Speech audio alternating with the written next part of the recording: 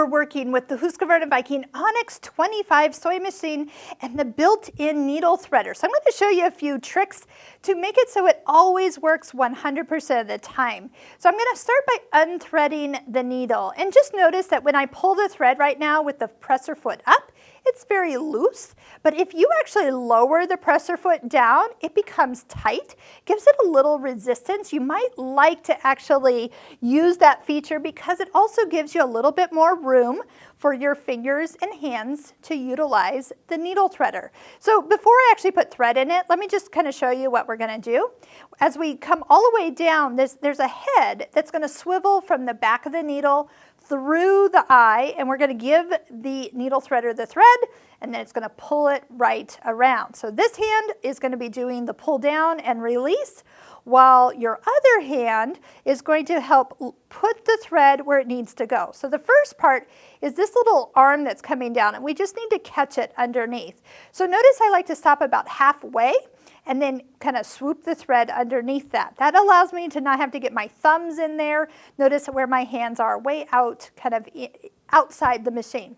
Next, bring the needle threader down and then bring it all the way down. See how it really gets around the needle, and hold it at that place. Then bring the thread across, and you're going to see it go into those little arms, and in that little part there's a hook that has come towards us, and he's so small he's come through the eye of the needle. So I'm putting my thread in there so the hook can catch it, and notice I'm lifting up, and that is to make sure it kind of gets caught in there. And as I let go of the needle threader, I also need to let go of this thread just enough so it can pull it through. And when you do that, a loop gets pulled through to the back. If you hold on too tight, it cannot pull that loop through. A very common thing people run into is that it never pulls it through. It's because they never let it go of it. So make sure you let go of your thread. Okay, let's do it one more time. So we're going to come down, swoop it under that little arm, bring the needle threader all the way down fully before you put the thread in those two little arms, all the way back, lift up just a little bit, and then gently let it pull it out of your fingers to get that loop to come on through.